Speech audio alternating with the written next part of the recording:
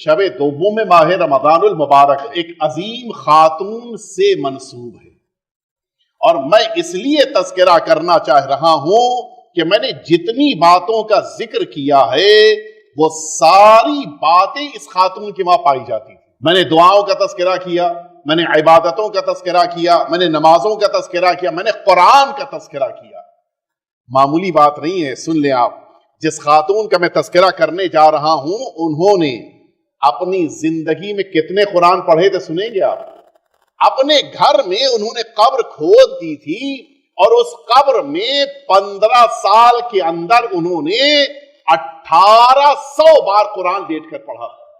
معمولی بات نہیں ہے قبر میں لیٹ کر قرآن پڑھنا، اتنا زیادہ رتبہ تھا ان کا۔ عالم یہ تھا کہ ان کے لیے علاقے میں لوگ کہتے تھے، وصیت کرتے تھے کہ میں مر جاؤں تو رسول کی اس خاندان کی بیٹی سے کہہ دینا کہ نماز میت پڑھ دے، بس اتنا بھروسہ تھا۔ یہ کون تھی؟ یہ ہمارے اور آپ کے دوسرے امام حسن مجتبی علیہ الصلوۃ والسلام، آپ کے بیٹے جناب زید، ان کے بیٹے جناب حسن، اور یعنی امام حسن کے پوتے ہوئے جناب حسن، اور ان کی بیٹی تھی جناب نفیسہ۔ یہ بڑی جلیل القدر خاتون تھی، اور آج بھی قاہرہ میں اسی مصر میں ان کا یہ مزار موجود ہے، اور آپ کو تعجب ہوگا کہ اپنوں سے زیادہ ان کے مزار پر غیر جاتی ہیں۔ میں اس لیے بھی عرض کر رہا ہوں کہ اگر ہم میں سے کسی کو موقع ملے اس طرف جانے کا تو ضرور جائیں۔ یہ جناب اسحاق کی زوجہ ہیں، اسحاق مؤتمن کہلاتے تھے۔ یہ ہمارے چھٹے امام جعفر صادق علیہ السلام آپ کے بیٹے ہیں۔ جناب اسحاق چھٹے امام کے بیٹے ہیں، اور آپ کی زوجہ ہیں، اور ہمارے دوسرے امام کے پوتے کی بیٹی ہیں۔ بڑی جلیل القدر خاتون تھی۔ نماز پڑھنا، قرآن پڑھنا، حتیٰ مصائب سرکار سید الشہداء کا تذکرہ کرنا، بڑی عظیم خاتون تھی۔ 30 بار حج کیا تھا، وہ بھی گھوڑے پر یا اونٹ پر بیٹھ کر نہیں، پیدل 30 بار حج کر کے آئی تھی۔ اور 30ویں بار یعنی لاسٹ جب انہوں نے حج کیا تو اسی مکہ معظمہ، چونکہ بھائی کو شہید کر دیا گیا تھا زندان میں، تو دل برداشتہ تھی، آئی تھی، حج کیا تھا۔ ہوتا ہے، ہم لوگ بھی ہوتا ہے، ہم نے بھی دیکھا بعض برادران، جب میں افریقہ گیا تو انہوں نے کہا کہ میں ہندوستان جانا چاہتا ہوں اس لیے کہ ہمارے دادا کی قبر وہاں پہ مثلا گجرات میں فنا جگہ ہے، ہمارے دادا کے والد کی قبر وہاں پر ہے۔ انسان کو شوق ہوتا ہے۔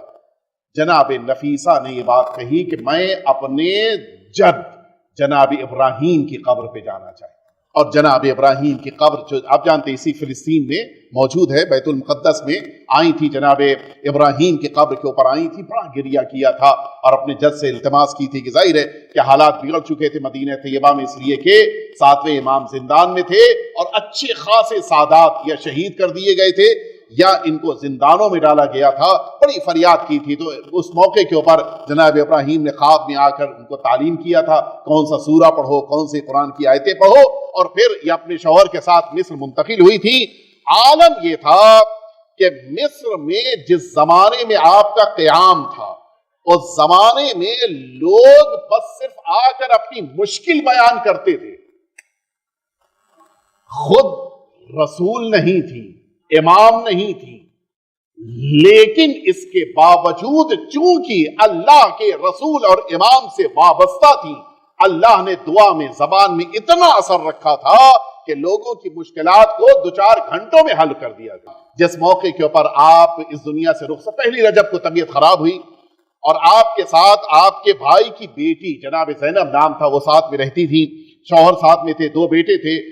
انہوں نے بہت کوشش کی کہ طبیعت بہتر ہو جائے۔ پہلی رجب سے روزہ شروع ہو جاتا تھا، اور اس روزے کی بنا پر وہ مستقل عید تک اپنے روزے کو جاری رکھتی تھی، کبھی بھی انہوں نے اپنے روزے کو بیچ میں بریک نہیں دیا۔ پہلی رجب سے روزہ شروع ہو جاتا تھا۔ جب آج کا دن آیا، 1 ماہ مبارک رمضان، اس موقع پر 7 امام کی شہادت ہو چکی ہے، اور یہ 15واں سال ہے ان کا مصر میں رہتے ہوئے۔ بیچ کے واقعات کو میں چھوڑ رہا ہوں اس لیے کہ میرے پاس وقت نہیں بچا ہے۔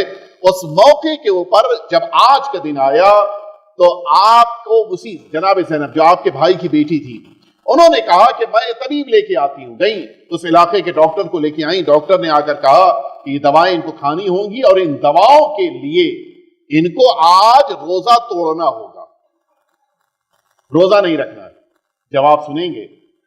جناب نفیسہ فرماتی ہیں کہ میں نے 30 سال تک اللہ سے دعا کی ہے کہ مجھے خدارا روزے کی حالت میں موت دینا.